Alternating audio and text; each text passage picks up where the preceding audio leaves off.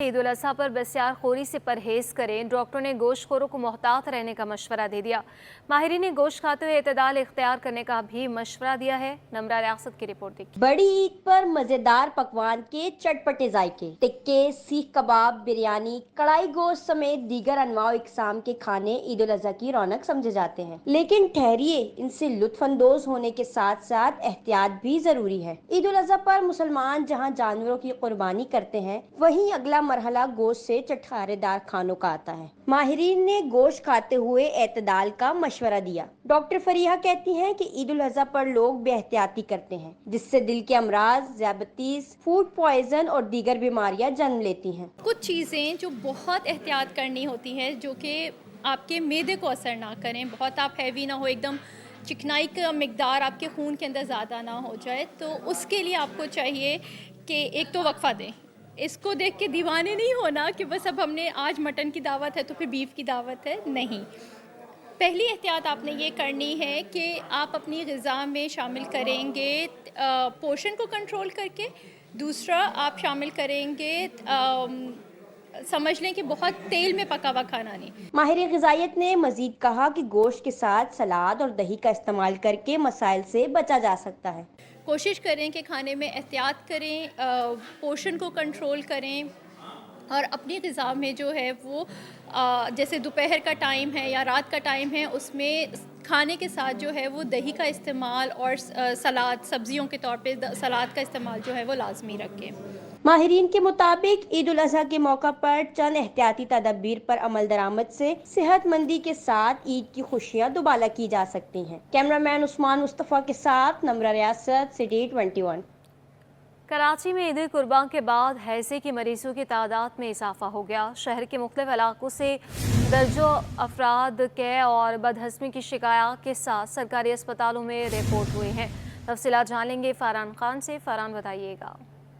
जी बिल्कुल, शहर कायद में ईद कुर्बा के 2 रोज़ के अंदर ही हम देख रहे हैं कि हैज़ा के मरीजों की तादाद में होश रुबा इजाफा देखने में आ रहा है। शहर के मुख्तलिफ इलाकों से दर्जनों अफराद ईद के 2 रोज़ के दौरान उल्टी और बदहज़मी की शिकायत के साथ सरकारी अस्पतालों में रिपोर्ट हो रहे हैं। शहर कायद के 2 सबसे बड़े सरकारी अस्पतालों में हैज़े के मरीजों की तादाद में जो वो इजाफा देखने में आया है, जिसमें अगर मैं जिना अस्पताल की बात करूँ तो जिना अस्पताल में ईद के पहले रोज़ में 84 अफराद, जबकि दूसरे रोज़ में 23 अफराद बदहज़मी की शिकायत के साथ अस्पताल पहुंचे हैं। जबकि सिविल अस्पताल जो है वो इस दौर में सबसे आगे रहा। सिविल अस्पताल में हैज़े के मरीजों की तादाद में सबसे ज़्यादा इजाफा देखने में आया। ईद कुर्बान के पहले रोज़ में अगर मैं सिविल अस्पताल की बात करूँ तो सिविल अस्पताल MS डॉक्टर खालिद बुखारी के मुताबिक ईद कुर्बान के पहले रोज़ में 250 और दूसरे रोज़ में 200 मरीज बदहज़मी की शिकायत के साथ अस्पताल लाए गए। जबकि MS सिविल अस्पताल खालिद बुखारी के मुताबिक ये तादाद जो है वो पिछले साल से निस्बत थोड़ी ज़्यादा रही है। उन्होंने ये तादाद बताते हुए ये भी कहा कि आवाम से गुजारिश है कुर्बानी का गोश्त अच्छी तरह साफ़ करके पका के खाएँ। जबकि तिब्बी माहिरीन ने शहरियों को एतदाल के साथ गोश्त खाने की हिदायत भी की। उनका ये कहना है कि ओवर ईटिंग से जो वो परहेज़ करें और गर्मी की शिद्दत में भी इजाफा है, इसको मद्देनजर रखते हुए गोश्त की मिकदार जो है कम से कम रखें। जी अच्छा फ़रहान, बताइएगा, जैसे कि आप बता रहे हैं कि काफ़ी बड़ी तादाद में लोग, दर्जनों की बल्कि तादाद में लोग आ रहे हैं हॉस्पिटल्स, तो क्या हॉस्पिटल्स में इमरजेंसी नाफिज की गई हैं और इंतज़ामात मुकम्मल है इस हवाले से? बिल्कुल, इंतज़ामात जो वो हर साल की तरह इस साल भी मुकम्मल है, क्योंकि हर साल हम देखते हैं कि ईद कुर्बान के अंदर मरीजों की तादाद जो है वो ओवर ईटिंग और हैज़े जैसे केसेस में जो वो हर साल इजाफा होता है। क्योंकि शहर कायद पे एक बड़ी तादाद जो है वो ईद कुर्बान पे कुर्बानी का गोश्त जो है वो बिल्कुल इतदाल के साथ नहीं खाते, जिसकी वजह से शहर कायद में जो वो हैज़ा हो गया, उल्टी हो गई और बदहज़मी के जो वो केसेस की शिकायत हर साल रिपोर्ट होती है। इस साल भी जो है वो केसेस की तादाद में जो वो इजाफा देखने में आया, जिसको मद्देनजर रखते हुए ईद से पहले ही जो है इमरजेंसी नाफिज कर दी गई थी।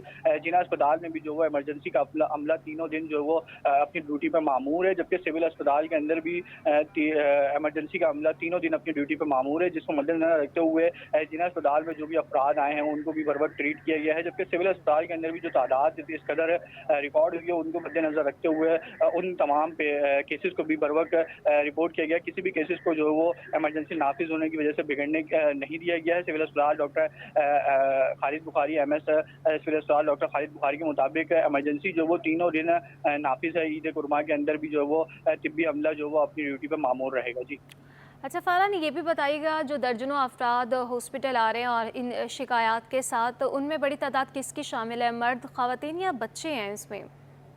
ज़्यादातर तादाद जो हम देख रहे हैं इसमें जो वो मर्द और बच्चों की आ रही है, क्योंकि हमने देखा है ईद कुर्बान के अंदर पहले रोज़ से ही जो वो मर्दों के अंदर बच्चों के अंदर गोश्त खाने की तादाद गोश्त खाने का जो वो ज़्यादा शौक पाया जाता है, क्योंकि पहले रोज़ से ही हम देखते हैं कि कलेजी और नमकीन गोश्त और बारबेक्यू वगैरह के जो वो मामला शुरू हो जाते हैं। शहरी जो बड़ी तादाद में जो वो ईद कुर्बान का गोश्त जो है वो खाते हैं और इसमें जो वो दीगर लवाजमात बना के भी जो वो उसके साथ खाया जाता है। सबसे बड़ी तादाद जो वो इसके अंदर मैं अगर बात करूँ तो मर्दों की है, उसके बाद दूसरे नंबर पे बच्चों की है। ज़्यादा तादाद इनके अंदर उन अफराद की होती है, मर्दों के जो अमराज कल्ब का शिकार होते हैं। ज़ाहिर है उनको अगर हल्का सा भी ओवर ईटिंग करें तो उनको बदहज़मी और हैज़े की शिकायत फ़ौरन होती है, जिस वजह से उनको जो वो अस्पताल लाया जाता है।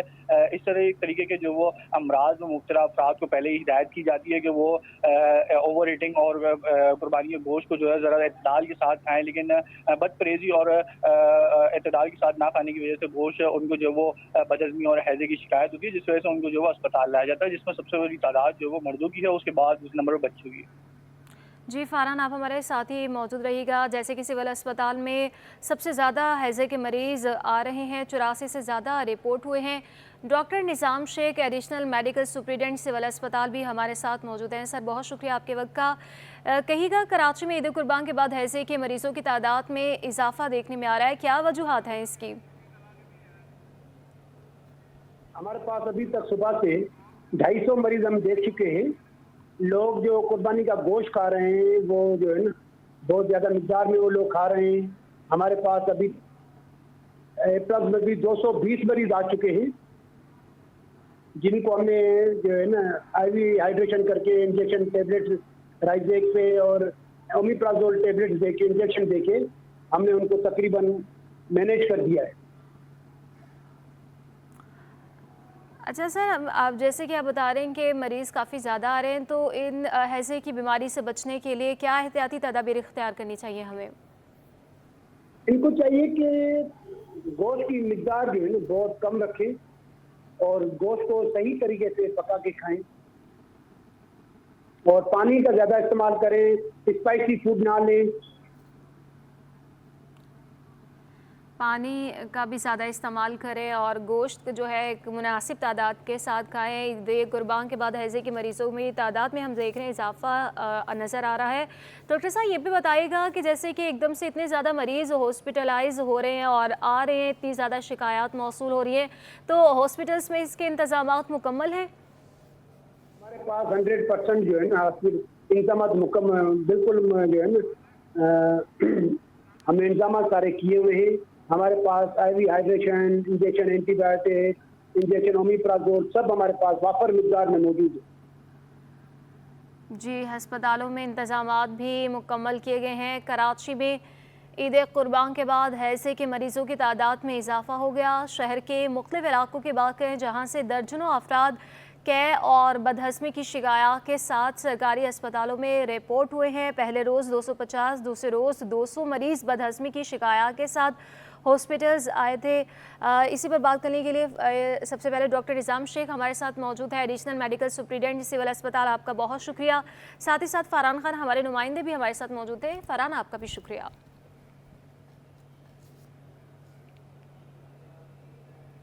कुर्बानी के गोश्त को महफूज करने के लिए खाना बदोश कदीम तरीका अब भी इस्तेमाल करते हैं। इस तरीक़ाकार में गोश्त को धूप में सुखाया जाता है। इस बारे में मज़ीद जानेंगे नुमाइंदे आयास राना से।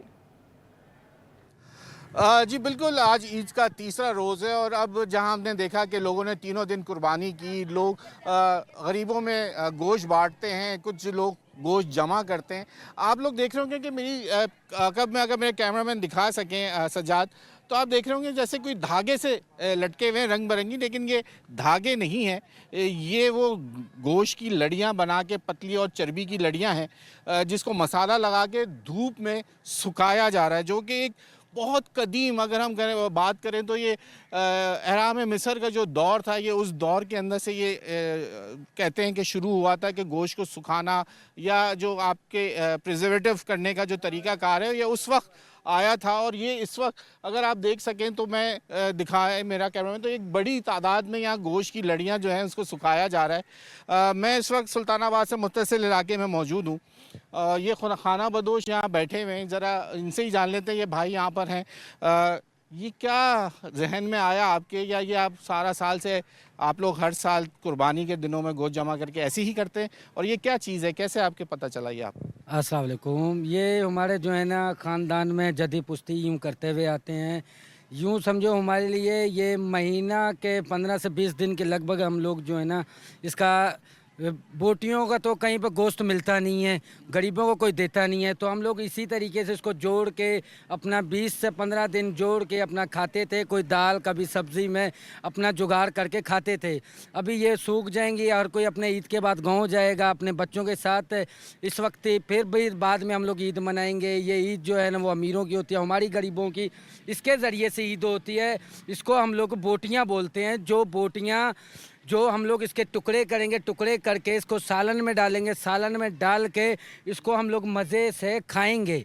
इसको कम से कम भी हम तसल्ली से अपने एंजॉयमेंट करके ये खाते हैं। कितने अरसे चल जाता है आपको, और इस पे क्या क्या लगा के इसको सुखाया जाता है? इस पर मिर्ची भी डलती है, नमक भी डलता है, ताकि इसकी जो है ना बदबू ना हो और वो स्मेल ना मार जाए। हम लोग ये ना उसको कपड़े में बांध के रख देते हैं। कोई फ्रिज में रखने की ये चीज़ नहीं है, फ्रिज में नहीं रखते ये हम लोग। फिर जब भी दिल करते हैं थोड़ा धूप में रखते हैं, ताकि इसको जो है ना धूप की ज़रूरत है इसको, ताकि कभी भी ये ख़राब नहीं होगा। फ्रिज की ज़रूरत नहीं है इसको।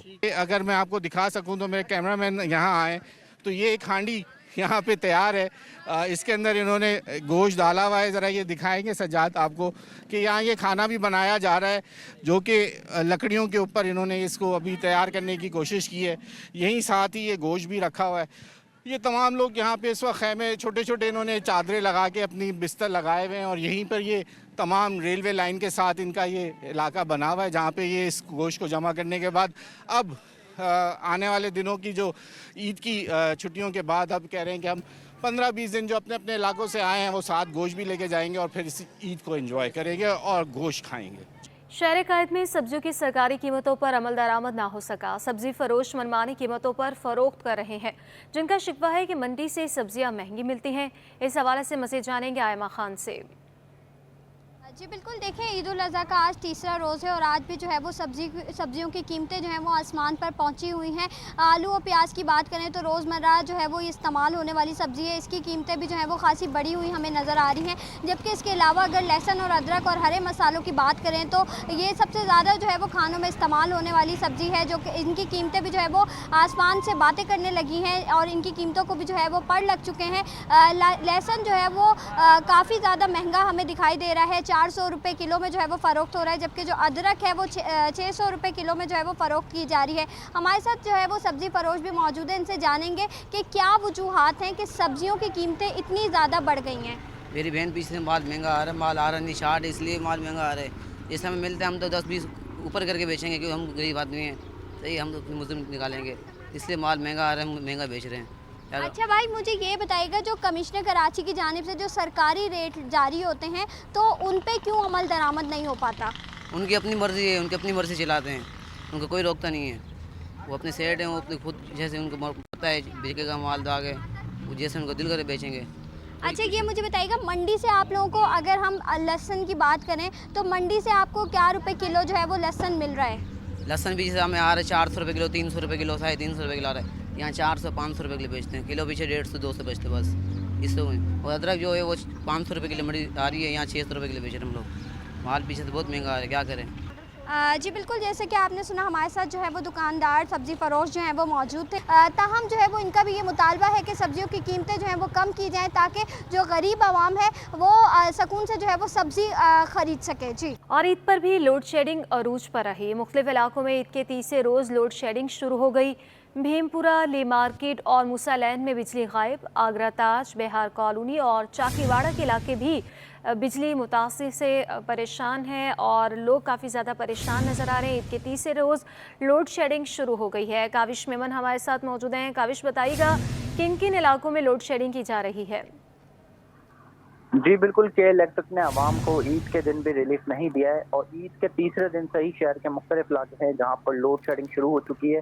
खासतौर पर बात की जाए जिला जनूबी में लियारी के मुख्तलिफ इलाके हैं, जिसमें भीमपुरा, ले मार्केट, मूसा लैंड, आगरा ताज, बिहार कॉलोनी और चाकीवाड़ा समेत बेशतर ऐसे हिस्से हैं जहाँ पर लोड शेडिंग की जा रही है। इसके साथ साथ बात की जाए नॉर्थ नाज़िबाद की, तो वहाँ पर भी सुबह से लोड शेडिंग का आगाज हो चुका है।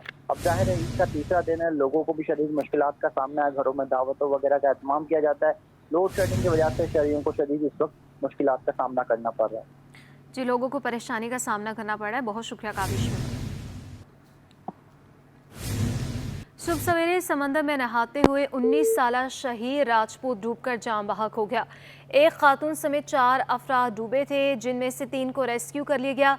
इस वक्त ऑपरेशन की क्या सूरत हाल है, जानेंगे सलमान सलीम से। हॉक्स बे के उस मुकाम पे मौजूद हैं जहां पर 19 साला शहीर राजपूत जो है वो सुबह से लापता है और जो उसके दोस्त हैं उनका ये कहना है कि वो रात से ही इस हट के ऊपर उन्होंने स्टे किया हुआ था और सुबह होते ही जो है वो समंदर में नहाने गए। पानी का बहाव बहुत तेज़ है। दफ़ा 144 नाफिज है। कमिश्नर कराची की जानिब से ये अहकाम जारी किए गए हैं कि कराची की साहिली पट्टी पर शहरियों को नहीं आने दिया जाए और अंदर नहाने की इजाज़त पानी में नहीं दी जाए।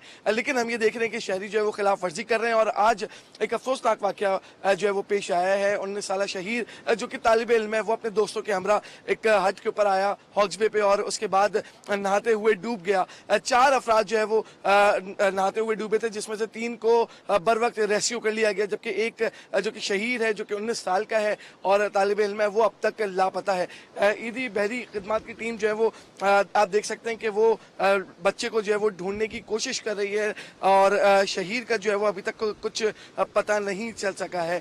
तकरीबन 6 घंटे हो चुके हैं शहीद को लापता हुए डूबे हुए, लेकिन अब तक जो है वो उसका कुछ पता नहीं चल सका है। जो ईदी की टीमें हैं उनका ये कहना है कि यहाँ पर हम लोग बोट नहीं चला सकते क्योंकि पानी का बहाव जो है वो बहुत ज़्यादा तेज़ है। इसी वजह से दफ़ा 144 जो है वो नाफिज की गई थी, लेकिन जो कराची की शहरी हैं वो कहाँ किसी के सुनते हैं। वो आए हट के ऊपर और उसके बाद नहाने के लिए चले गए।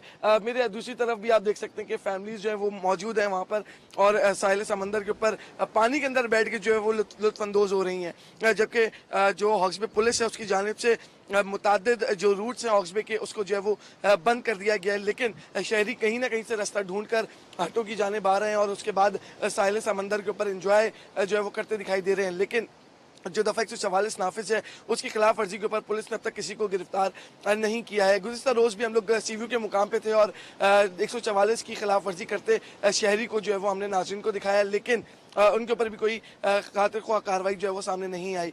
ईदी की टीमें मौजूद हैं, रेस्क्यू 1112 की टीमें यहाँ पर मौजूद हैं जो कि ऑपरेशन जो है वो वक्फे से कर रही हैं, लेकिन पानी का बहाव ज़्यादा तेज़ होने की वजह से ऑपरेशन के अंदर शदीद मुश्किलात का सामना करना पड़ रहा है, जिसकी वजह से जो कि टीमें हैं उनका ये कहना है कि जैसी बहाव कम होगा उसके बाद बाकायदा तौर के ऊपर ऑपरेशन जो है वो शुरू किया जाएगा।